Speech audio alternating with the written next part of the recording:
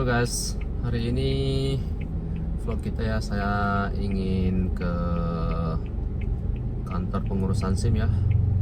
Tepatnya di daerah Kanagawa, itu di sini Yokohama, di Futamatagawa.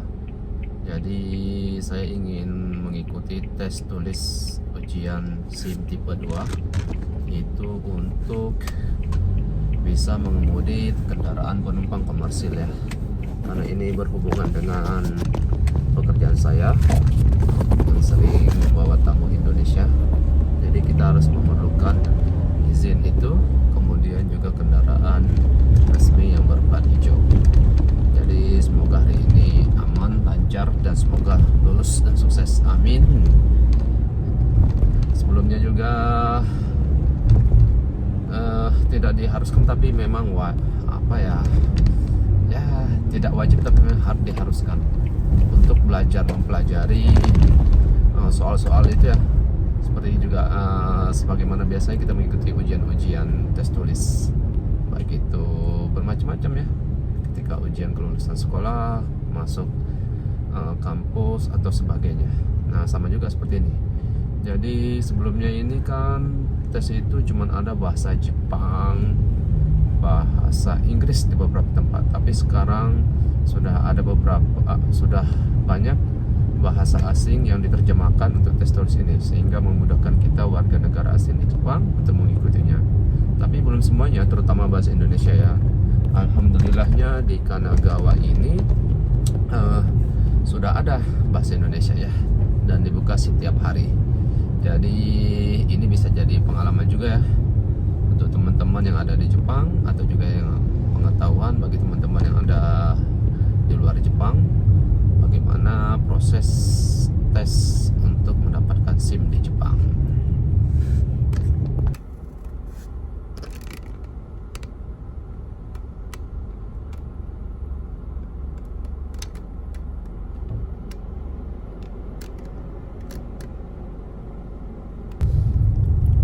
Cuaca hari ini cerah dan panas ya. Di indikator mobil kita ini cuaca di luar itu 35 derajat Celcius. Wow, ini benar-benar gila, ini musim panas. Bahkan di berita-berita juga diperingatkan ya, bahaya heat stroke akibat sinar paparan matahari yang panas. Jadi kita harus berhati-hati. Halo, selamat pagi teman-teman. Menyambung di part yang sebelumnya ya, mengenai pembuatan SIM untuk tipe 2 ya. Ini SIM ini menjadi momok ya bagi teman-teman kita para WNI di Jepang, karena ini sangat sulit tesnya. Terutama kita harus mengikuti tes tulis, kemudian tes menyetir. Kenapa sulit dan lebih detail? Karena itu kita SIM yang mengizinkan kita untuk membawa penumpang secara komersil seperti taksi, bis. Nah, jadi penuh dengan kehati-hatian. Jadi calon pengemudi ini harus benar-benar menguasai pengetahuan tentang lalu lintas ya, dan berkendaraan. Nah, alhamdulillahnya ya, kemarin saya mengikuti tes tulis dan baru pertama kali, dan alhamdulillah lulus. Lulus alhamdulillah. Jadi setelah ini saya akan mengikuti tes keterampilan mengemudi. 50% sudah oke ya, karena kita sudah terbiasa menyetir di Jepang, dan tinggal kita harus mengetahui teknik-teknik menyetir kendaraan penumpang ya. Nah, seperti ini teman-teman.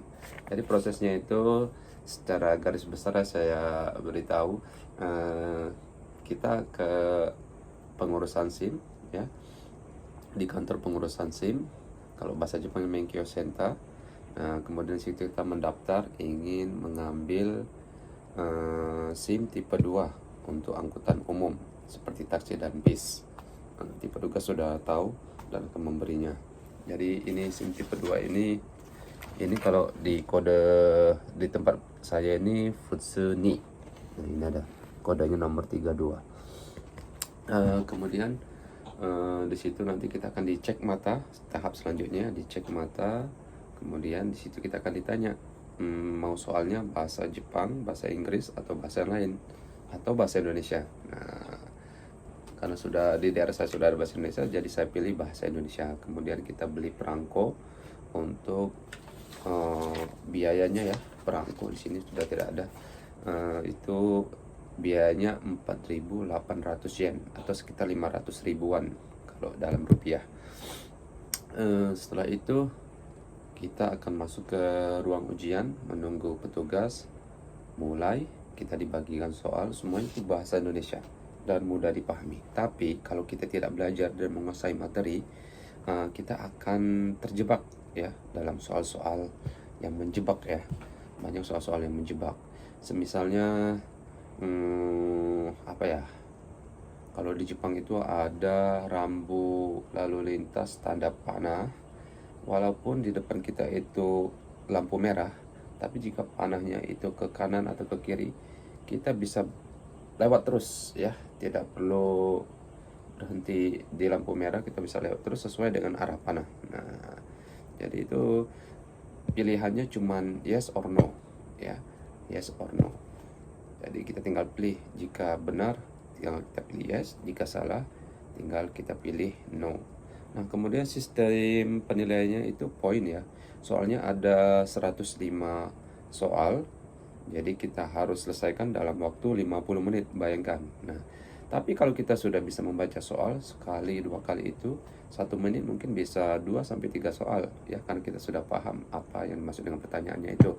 Jadi yang menjadi momok teman-teman kita di Indonesia itu, sebelumnya ini soalnya masih dalam berbentuk bahasa Jepang ya, kanji, hiragana gitu. Jadi untuk membaca, memahami soal itu perlu waktu mungkin lebih dari 1 menit. Jadi sebelum selesai semua soalnya sudah habis waktunya. Nah, seperti itu.